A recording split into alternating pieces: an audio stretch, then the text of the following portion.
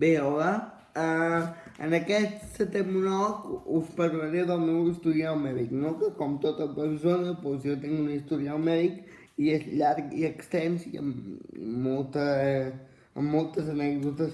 Bé, la primera doctora es deia doctora Por. A veure, imagineu-vos, jo tenia 5-6 anys, els meus pares em porten amb una doctora que es deia doctora Por.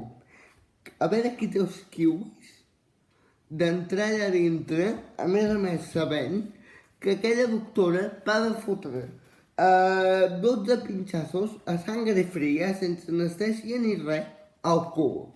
Bueno, una torturació total. Després va venir el doctor, que veia dos noms per començar, doctora... Bueno, jo m'hi esperava cabres a dintre de la consulta, potser, però no hi havia cabres. Més aviat el que tenia era una màquina de bitllets allà, perquè ell tenia la llicència per operar per públic, però ell et volia fer operar per privat, perquè clar, així es guanyava calés. Però nosaltres en aquell moment no en teníem de calés per operar-me. I li vam dir, fica'ns al públic perquè no ens corre pressa. Total, que ens va ficar al públic i jo crec que al dir que no corria pressa s'ho devia agafar al peu de la lletra, perquè realment no li corria pressa. Bueno, de fet, encara fa 10 anys que l'espero i realment està demostrat que no li corria cap pressa, cap pressa. I llavors, parlant de privats, hi ha també el doctor Nuzzo, que aquell era una autèntica màquina de fer calés.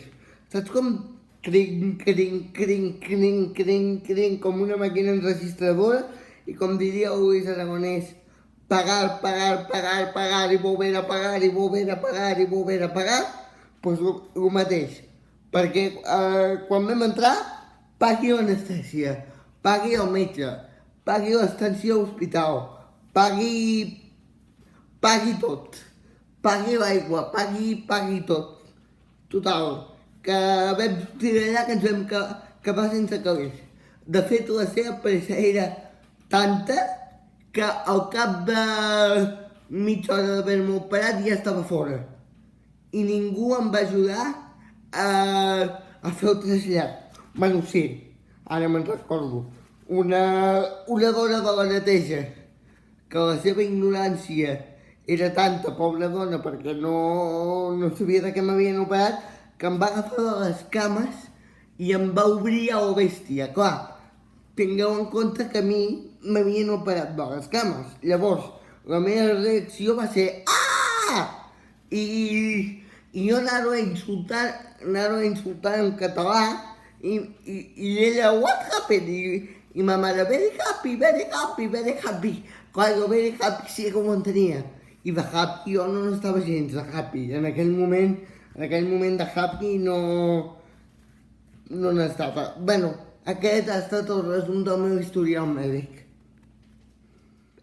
Mireu, moraleja. Cabres em va acabar operant, però per privat, és a dir, que va aconseguir el seu objectiu, tot i que per públic encara l'espero.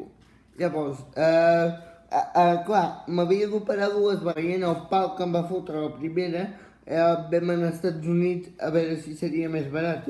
Total que tampoc, ens vam trobar el mateix. Per tant, moraleja, penso que en la sanitat privada, tant en la sanitat privada com la pública, hauríem de tenir una miqueta més de sensibilitat amb tot el públic.